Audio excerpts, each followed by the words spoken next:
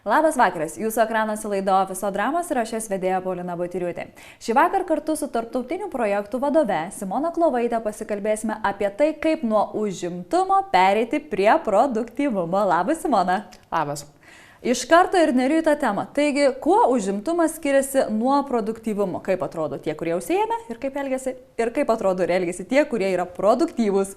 Dažniausiai užimtas žmogus gali pasirodyti labai visko turinti savo dienoje, bet tuo tarpu jisai dažnu atveju mėtysis tarp skirtingų užduočių, neras tam svarbioms užduotims laiko, o tuo tarpu produktyvus žmogus bus tas, kuris veiks labai kryptingai. Didžiausias skirtumas, ką mes galim tarp jų pamatyti savo kasdienybėje, tai bus tai, kad tas užimtas žmogus labai skūsis tuom, kad jisai neturi laiko, jisai nieko nespėja, o tas, kuris yra produktyvus, tiesiog darys savo darbą ir judės toliau. Tai jeigu mes kalbam apie ofisą, tai čia bus tas kolega, kur jis niekada neturi laiko, jis sakys, kad šito nebepadarysiu ir taip toliau, o produktyvus žmogus, jis tave informuos, po kiek laiko jis galėtų tai atlikti. Teisingai pagavau šitą mintį? Taip, visiškai teisingai. Ir manau, kad didžiausias tas skirtumas ir būtų, kad vienas aiškiai supras savo ribas, savo laiko ribas, sugebės tą laiką planuoti, o užimtas žmogus tiesiog mėtysis ir blaškysis. Iš esmės, o kas yra tas produktyvumas? Na, kaip reikėtų tinkamai suprasti šią savoką ir kokiais mitais apipinta šiai dienai yra ši savoka? Nes dabar mes viską vadinam užimtas žmogus, tai produktyvus, panašiai. Produktyvumas šiaip iš savęs yra gebėjimas, būdas atlikti maksimalų darbų kiekį per trumpiausią laiko tarpą. Čia yra toksai standartinis, sakykime, terminas, bet šiaip produktyvumą reikėtų suprasti taip, kaip optimaliai atlikti tinkamus darbus per optimalų laiką. Čia būtų tikslesnis apibrėžimas. Ir taip, mitų yra be galo daug. Vienas greičiausiai iš tų mitų būtų visiems girdėtas, kuo daugiau darai, tuo daugiau ir padarai. Taip nėra. Fokusas turėtų būti tame, kad kuo efektyviau dirbsi, tuo daugiau tu ir padarysi. Kiti mitai, tai vėl tas pats, kad užimtas žmogus labai daug padaro ir visa kita. Tai va čia yra tie pagrindiniai tokie mitai, kurie pastoviai apsupa produktyvumą. Iškart klausiu ir šitoje vietoje apie multitaskinimą. Tai multitaskeriai jie yra produktyvūs, ar iš vis ką tu manai apie tai?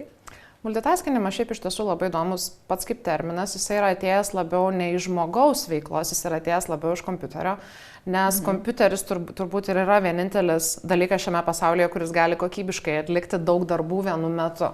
Ir mes šitą dalyką prisitaikėm savo ir mes apsimetinėjom, kad mes esam šitoje vietoje kompiuteriai. Tai multitaskinimas yra labai neefektyvus dalykas ir vienintelis efektyvus multitaskinimas, kurį mes galim sutikti kasdieniai veikloj, tai būtų, kaip pavyzdžiui, vairavimas. Mes vienu metu turime matyti kelią, sukinėti vairą, perjungti pavarą, stebėti 3 skirtingus veidrodėlius. Čia yra efektyvus multitaskinimas, mes prie esam pripratę ir jisai yra efektyvus tik tais dėl to, kad jo tikslas yra vienas, tai yra nuvažiuoti į tam tikrą vietą. Kai mes kalbam apie multitaskinimą darbo aplinkoje, dažnu atveju tai nebus tik vairavimas, tai bus pašto ar ataskaitų ruošimas, tuo pačiu kalbant telefonu, atidarius kelis skirtingus tabus, bandant šitą dalyką suvaldyti.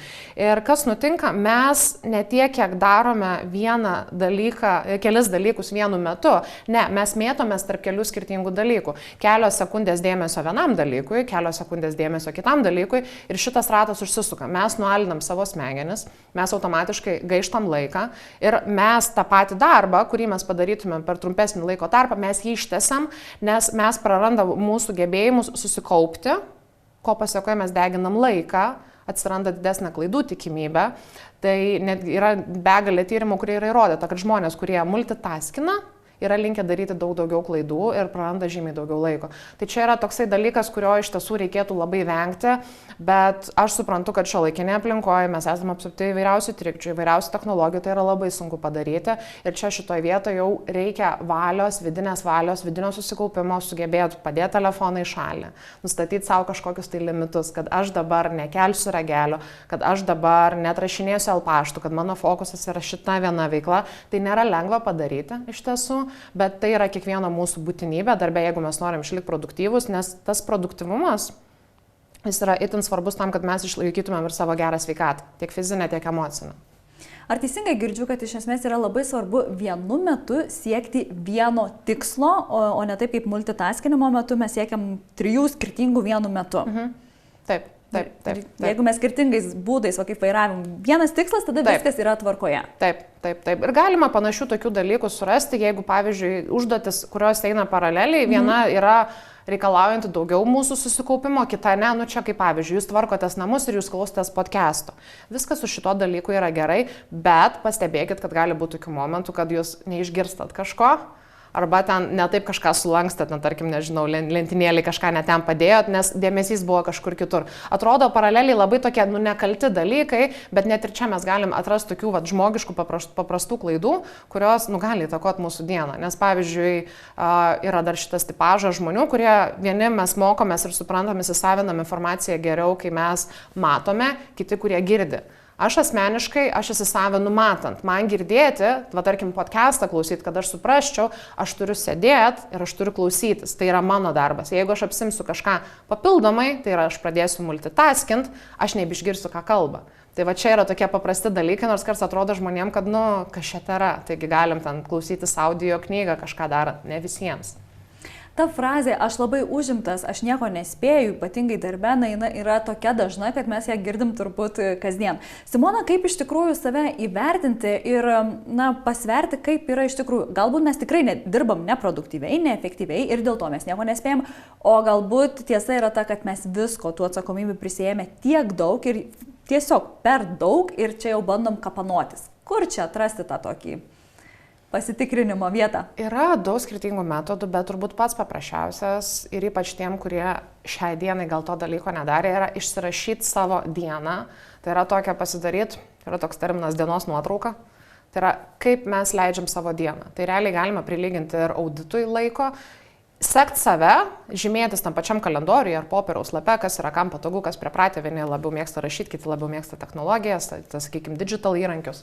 Ir išsirašyti, kas vyksta jūsų dienoje, paraleliai kitoje pusėje šalia turėti susirašius, kiek jūs dar dalykų turit padaryti. Jeigu jūs matot, kad tai yra dalykai, kurių jūs negalite sutalpinti į dieną, į savaitę, čia priklausomai nuo to, apie kokį mes laiko tarpą kalbam, reikia ieškoti šitų dalykų, kurie yra pertekliniai, kurie iš tiesų yra nereikalingi, kurie užima jūsų laiką, kurie yra užmesti jums priverstinai, kuriuos reikėtų koreguoti savo dienoje. Nes taip, mes visi turim limituotą laiko kiekį savo dienoje ir visko iš tiesų nepadarysi. Ir tada jau galima žiūrėti, ar čia yra problema labiau su tuo, kad jūsų darbų krūvis yra per didelis, ar su tuom, kad jūs efektyviai nevaldote savo laiko. Ir šitą dalyką galima pastebėti, sakykime, prisimenant tą patį multitaskinimą, kiek yra persitraukimų. Tarkim, jeigu mes turim kažkokią tai ar ataskaitą padaryti, mes skiriam jai 2 valandas, ar mes kokybiškai dirbam tas 2 valandas, ar buvo pašalinių dalykų, kurie atėjo, koks bus sekantis darbas. Gal, tarkim, jeigu jūs turit prieš tai susirinkimą ir susirinkimą po to ir jūs įsidėjo daryti ataskaitą. Gal jūs esat visiškai pervargęs ir jūs neturit viso šito mentalinės energijos prisėsti ir daryti tokį darbą. Tai čia labai daug skirtingų būdų, kaip yra prie to prieiti, bet save pirmiausia reikėtų stebėti ir šitą dalyką dokumentuoti. Kokia forma? Čia yra kiekvieno laisvė. Aš asmeniškai rinkčiaus kalendorių, nes tai yra labai patogus dalykas. Tu planuoji savo laiką kalendoriuje ir tada palei realią situaciją tu koreguoji tam pačiam ar Google Calendar ar Outlook'e, tu koreguoji, kada tu realiai pabaigai šitos darbus, kas pas tave įsiterpia ir tada po savaitės tu žiūri tą visą bendrą vaizdą, tu labai gražiai gali matyti, kas vyko tavo savaitė, kaip iš tiesų jį dėstėsi, kokie dalykai tave trukdė, kas nutiko. Tai čia iš tokių pačių paprasčiausių būdų, kuriuos kiekvieną savo darbę galim pritaikyti, nes tikrai darbo aplinkoje visi iki vieno tenka kalendorių naudoti, vieni naudoja daugiau, kiti turi ten tik mytus. Tai įkinkyti šitą įrankį tai būtų pats patogiausias dalykas. Simona, o kas iš esmės mums trukdo būti produktyviems? Mes patys? Taip, mes patys, dažniausių netgi atveju mes trukdom patys, mes save įsistatome tam tikrus rėmus, turim savo tam tikrus lūkesčius. Taip, yra dalis to, kad mūsų aplinka mus gali trukdyti ir neleisti tam tikrų dalykų daryti, bet didžiausia dalimi mes šitą dalyką patys valdom. Čia yra toks vidinės valios nusiteikimo reikalas, kiek tu savo lūkesčių kelsies, kiek tu laiko skirsi galų gale šitam dalykui. Nes visgi yra 3 tipažai žmonių. Yra tipažas žmonių, kurie planuoja ir daro. Yra tipažas žmonių, kurie neplanuoja ir nedaro. Ir yra tas turbūt keiščiausias dar tipažas žmonių, kurie planuoja, bet nieko nedaro. Tai svarbiausia yra būti tuo pirmu, nes kiti 2 gaišta savo laiką. O kaip darbo aplinka veikia mūsų produktyvumą? Na, klausiu apie darbą, tarkim, atviruose biuruose arba kavinėse, arba darbą su muzika. Ar kiekvienam skirtingai, ar čia yra irgi tokių mitų? Kiekvienam skirtingai. Kas liečia būtent darbą atviruose biuruose, taip šita darbo aplinka labai skatina bendradarbiavimą, jinai gali labai stipriai motyvuoti, įkvėpti. Bet atsiranda tas dalykas, kad jeigu tu esi žmogus, kuris esi truputėlį nors jautresnis aplinkos trukdžiam, šitą aplinką gali labai blaškyti. Tau bus labai sunku susikaupti. Jeigu tavo darbas visas 8 valandas yra komunikacija su kitais žmonėmis, bendradarbiavimas, pastovus idėjų generavimas, nėra kažkokio tai labai susikaupimo reikalaujančio darbo, viskas su tuo yra labai gerai. Bet ilgainiui mes pavargstam nuo to pastovaus aplinkinio triukšmo. Tampa sunku susikaupti. Nuo pastovaus matymo įvairiausių žmonių, jų veiklų, galų gale, jeigu tu sėdi priešais kolegą ir tu matai, kad jis ten muistos toj kėdėje pirmin atgal, tave šitas dalykas irgi taip pat gali išblaškyti, net jeigu tai yra periferiniam regėjimo lauke vykstantis dalykas. Ir šitas dalykas labai stipriai įtakoja. Taip pat, net jeigu tu ir dirbi kabinetą, tarkim, dažnu atveju tai gali būti stiklinės sienos, tai tave šitie dalykai irgi gali blaškyti. Ir turbūt dėl ausinių taip pat klausai. Vėlgi priklauso labai nuo žmonių, priklauso labai nuo muzikos. Vieni gali susikaupti ir dirbti, kai klauso radijos, tai yra muzika, reklamos, laidos ir taip toliau. Kitiems reikia būtent gal tai klasikinės muzikos ar tam tikros ritmiškos muzikos, kuri padėtų įeiti visą šitą flow, tėkmės būseną. Ir dar kitas tipažas greičiausiai naudos šitas garsą šalinančias ausines. Tai čia yra kiekvieno pasirinkimas ir jeigu jūs visą laiką buvot užsiciklinę ties vienu būdu ir nebuvot produktyvus, mano geriausias patarimas čia būtų testuoti, pabandyti skirtingus dalykus. Tai yra pabandyti išeiti, padirbti kavinę. Jeigu, tarkim, dirbot namuose, kaip pavyzdys visą laiką buvo tylu, pabandyti išeiti į triukšmingą aplinką. Gal šitas dalykas išjudins, suteiks motyvacijos, gal to jam ir trūko. Jeigu visą laiką klausėtės radijos, pabandykite įsijungti ritmiškas muzikas, pasižiūrėti tam pačiam Spotify, grojaraščius, kad būtų ten, grinai, produktyvumo muzika, kažkas tokio, jų yra pilna, jų yra daug, testuokit. Išbandykit visas noise cancelling, garsą šalinančias irgi technologijas. Taip pat būtent per šitą testavimą mes randam pačius geriausius būdus ir jeigu mes tų dalykų nebandysim, mes nežinosim, kurie dalykai mums iš tiesų labiausiai ir geriausiai veikia. Mes jau šiek tiek kalbėjom apie tai, kas mums trukdo būti produktyviems. Ir dabar labai svarbus klausimas, o tai kaip tinkamai susiplanuoti savo dieną, kokių klaidų nepadaryti ir kokie čia svarbiausi dalykai, kuriuos turim žinoti, kad mūsų ta diena būtų produktyvi. Būtent apie planavimą. Turbūt pirmas dalykas tai būti savo realistišku. Suprast, kokios yra darbo valandos ir planuoti laiką juose, tada pradėti planuoti savo darbus keliais skirtingais pjūviais. Tai yra planuoti savaitės lygmenį ir savaitės lygmenį nereikėtų įsivaizduoti, kad jūs turite detaliai susirašyti savo dienotvarkę kažkokią tai. Ne, užtektų tiesiog grubiais laiko blokais nusimatyti, kam yra skirtos tam tikros dienos ir kiekvieną rytą prisėdus susidaryti savo darbų sąrašą, kad nusimatyti tas veiklas. Labai svarbu yra nepamiršti įsivertinti laiko. Labai žmonės šitą dalyką pamiršta, jie tiesiog pasižymi savo 8 punktų užduočių sąrašą, kur aš turiu padaryti XYZ dalykus, bet čia reikėtų įsivertinti laiką. Pratinti save, suprast, kiek laiko užims tam tikrą užduotis. Jeigu šito dalyko nepavyksta padaryti, nes čia irgi labai dažnas dalykas, kad aš negaliu pasakyti, kiek man laiko truks šitas dalykas, vadinasi, šitą dalyką reikia skaidyti mažesniais žingsniais. Tada, jeigu jūs tų žingsnių dar negalite vertinti, kiek laiko tai užims, reikia skaidyti dar labiau. Ir planuoti būtent prisirišus prie laiko. Jeigu mes kalbam apie planavimą digital kalendoriuje, tai tada dėti laiką, priskirti tam tikrus laikus, palei mūsų pristatytas trukmės ir stebėti. Tai yra pats pagrindas viso to planavimo ir aišku išnaudoti vairias produktyvumo metodologijas, kaip pavyzdžiui yra tas pats laiko blokavimas, Pomodoro metodas, įvairiausios matricos, būtent visam prioritetų nustatymui. Išnaudoti šitos įrankius, jeigu matom, kad nebesugebam tinkamai susiplanuoti ir kažko nebedadarom. Gerai, mes susiplanuojam savo dieną, ateinam į darbą, na ir prasideda, ateina kolega ir sako, šitas dega, ateina vadovas, šito reikėjo vakar, neplanuotas susitikimas ir taip toliau. Na, tokia jau būna realybė, užgriūva, atsitinka gyvenimas. Kaip neišsimušti tada iš savo tos dienotvarkės ir kaip suvaldyti va šitą vietą? Vėlgi grįšiu prie to paties įrankio, mes kalbam apie kalendorių. Tai šitoj vietoj reikėtų, yra du keliai. Yra vienas išmokti sakyti ne, tai čia yra šitas dalykas, bet tikrai yra situacijų, kur tu negali pasakyti ne. kad ir kaip labai norėtum, gal pasakyti kažką ir rimčiau. Bet kai tenka jau priimti tą darbą, tai tokiu atveju, jeigu jūs planavotės ir jūs turėjote trukmes nusimatę, labai lengva tuos kitus darbus perstumt, perstumt į kitą vietą ir persiplanuot. Kad tu žinai, kad tarkim, jeigu aš dabar paimsiu šitą darbą, aš negalėsiu padaryti XYZ dalykų, kuriems aš buvau nusimatęs ten 1,5 valandos, vadinasi, 1,5 valandos man reikės skirti ten už 2 dienų. Tu fiziškai persikeli tuos dalykus ten, įsitrauki kitą. Čia yra visas tas planavimas, nes kitu atveju labai dažnai žmonės, aš padarysiu šitą dalyką, tu prisiemi daryti, kalendorius nieks nepasikeitė ir tada praeina savaitę ir tada tu žiūri atgal, šitą dalyką tai aš nepadariau. Tai čia yra toks grinai savęs pratinimas, palei tai, kas vyksta, adaptuoti savo kalendorių. Gali skambėti labai banaliai ir gali sakyti, vis tiek laiko tai daugiau neatsiranda, bet tu pasiruoši šitam nesklandumui tokiu būdu, tu persikeli, tu nusimatai, kad šiandien ne, bet kitą dieną aš tikrai padarysiu ir dabar padarysiu tai, kas dega, ko manęs prašo, ko manęs reikalauja. Taip mes nepametam viso šito tokios vidinės kontrolės, nes kitu atveju gali jaustis, kad viskas, aš čia nieko nebevaldau. Kai tu persikeli fiziškai, susiplanuoji iš naujo, realiai tu esi kontroliai.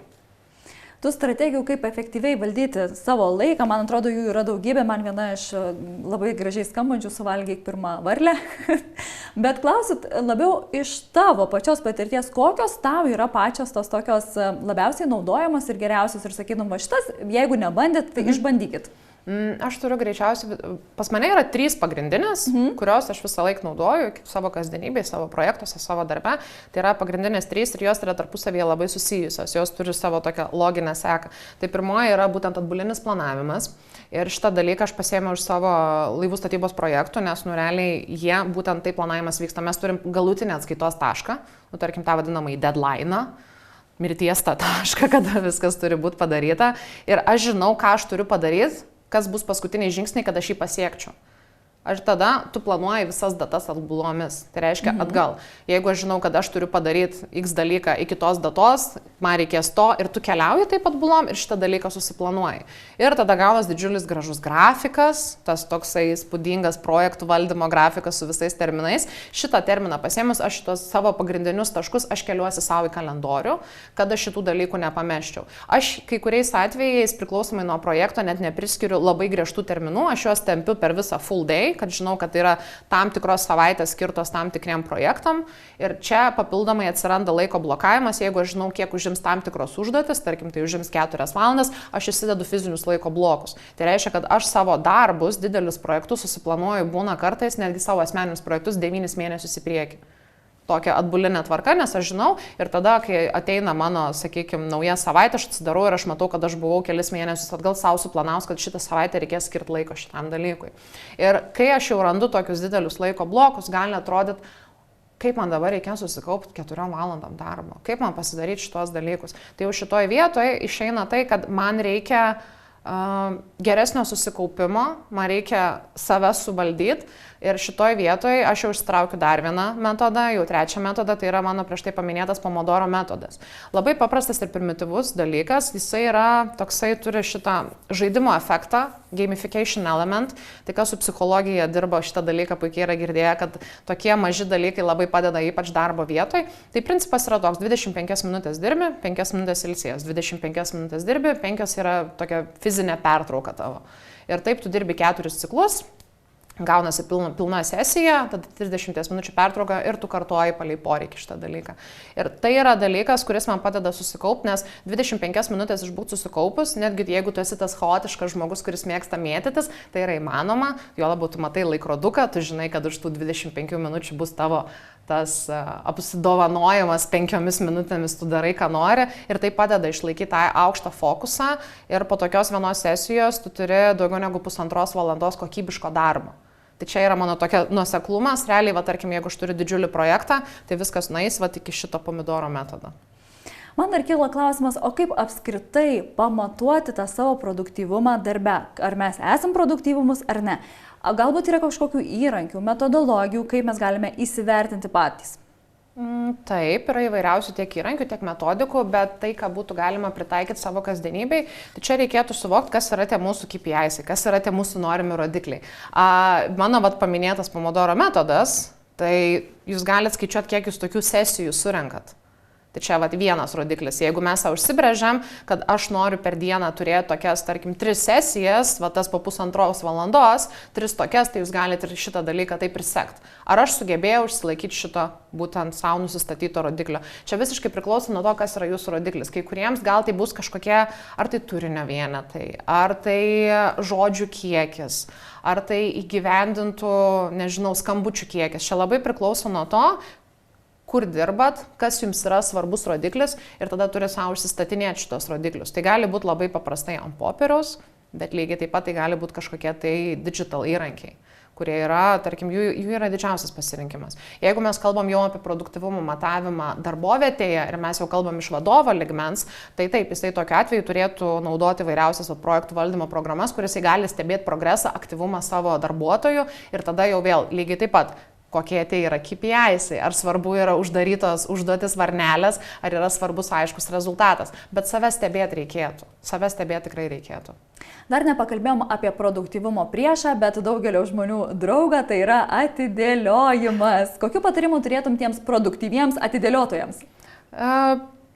Pirmiausias tai patarimas ir būtų, kad suvokti, iš kur šitas dalykas ateina, nes gali atrodyti, kad mes atidėliojam dėl to, kad gal mums neįdomi ta užduotis, ar dar kažkas, bet dažnu atveju tai yra pagrindinės priežastys tai bus arba baimė, arba aiškumo nebuvimas. 2 dalykai, 2 kryptis. Mes bijom suklysti, mes bijom padaryti kažką ne taip, mes bijom, ką kiti apie mus pagalvos, jeigu mes šitą dalyką padarysime. Ir tada tas aiškumo nebuvimas yra neaišku, nuo ko pradėti, neaišku, kiek laiko truks, neaišku, kaip padaryti, neaišku, kokių dalykų man reikės. Tai kai mes jau randam savo tą priežastį, kodėl mes šitą dalyką atidėliojam, kodėl vis rytoj, tada reikia būtent su šituo dalyku aktyviai dirbti. Neieškoti, nesivaikyti įrankio, nes įrankis iš savęs neišgelbės, reikia suvokti, kodėl šitas dalykas, tarkim, kodėl mes atidėliojam. Jeigu tai yra neaiški užduotis, į ką aš galiu kreiptis pagalbos, kad man šitą užduotį paaiškintų, kas man gali padėti atlikti pirmus žingsnius, tai išsispręs šitas visas mūsų kylančias problemas, kylančius tos vidinius prieštaravimus, nes tas atidėliojimas dažniausiai ateina iš to tokio vidinio diskomforto, kad tu nežinai, kas dabar. Ir kitas dalykas, jau kai mes jau būnam įsigilinę į tas priežastis, tai būtų labai paprasti metodai. Tai tarkim tas pats 2 minučių taisyklė. Prisėst, daryti darbą tik 2 minutės. Dažnu atveju tu pratęsi. Tokie paprasti psichologiniai žaidimai su savim ir šitie dalykai labai padeda išsijudinti. Žinau, kad šita tema, kurią dabar paliesiu, yra labai plati, bet pabandykim labai trumpai pačią esmę. Bioritmas ir laiko planavimas. Ką reikėtų čia žinoti? Kaip mes galime panaudoti savo bioritmą laiko planavimui? Bioritmas tai visų pirma, kaip mumyse juda mūsų turima energija, kokiu dienos laiku šitą energiją labiausiai prasimuša, jeigu galiu tokį terminą panaudoti. Ir kada mes jaučiamės geriausiai. Čia vienas paprasčiausių pavyzdžių, neinant į kažkokią tai didelę teoriją, visi mes žinom tos terminus, ar tu esi vyturys ar pelėda. Tai čia yra šitas dalykas. Vieni žmonės gali atsikelti 5 ryto ir iškart šokti darbus ir jaustis gerai, kiti atsikels 9 ryto, jausis neišsimiegoję ir visa šita jų mentalinė jėga pasijaus kažkas po pietų. Tai reikėtų priimti šitą dalyką, savęs nelaužyti ir jeigu mes jaučiamės gerai ir iš tiesų mes esame išsimiegoję, mes surinkom reikiamą valandų kiekį miego, tai reikėtų savo darbus stengtis adaptuoti būtent palei tai. Tai tarkim, jeigu jūs esat būtent pelėda, tai pirmoje dienos pusėje turėti tuos lengvesnius darbus, kurie nereikalauja tokio didelio susikaupimo, įsitraukimo, kurie yra tokie labiau mechaniški, lengviau padaromi ir tada pagavus visą šitą tokį momentum savo dienoje, antroje dienos pusėje planuoti sunkesnius darbus ir nebijoti šitų dalykų iš tiesų. Tai čia yra pats paprasčiausias pavyzdys, kaip būtų galima išnaudoti savo bioritmą. Na ir pabaigai tavo akimis, kokiais būdais darbdaviai galėtų skatinti darbuotojų produktyvumą, bet ne užimtumą? Pirmoje vietoje tai turbūt įvardinčiau, kad gerb darbuotojų laiką po darbo valandų, leis žmonėms ilsėtis, suprast, kad mes visi turim asmeninį savo laiką po darbo valandų. Ir žinoma, tada tiesiog užtikrinti produktyvę darbo aplinką, stengtis eliminuoti papildomus trikdžius, išorinius visokiausius, papildomą triukšmą. Jeigu mes kalbam apie daug susikaupimo reikalaujančias pareigas, šiems žmonėms skirti atskiras darbo vietas, nelaikyti jų vienam vienoje bendroje erdvėje, užtikrinti jų gerbuvį būtent darbo vietoje, neprikrauti įvairiausių susirinkimų ten, kur jų nereikia, ten, kur susirinkimas galėjo būti e-mailas, galėjo būti tiesiog laiškas ar tai žinutė, gerb darbuotojų laiką, nepriplanuoti susirinkimų po valandą, visą laiką duoti agendą visiems susirinkimams.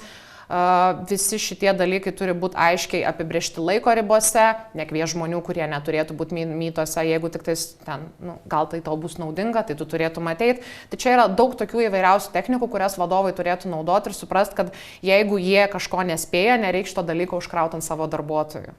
Ir maži dalykai gali padaryti stebuklus. Taip, visiškai. Ačiū už pokalbį. Dėkuoju, kad pakvietėt. Šiandien tai buvo viskas, ką mes kartu su Simona spėjome jums papasakoti. Susitikime prie ekranų kitose Ofiso dramų laidose. Iki.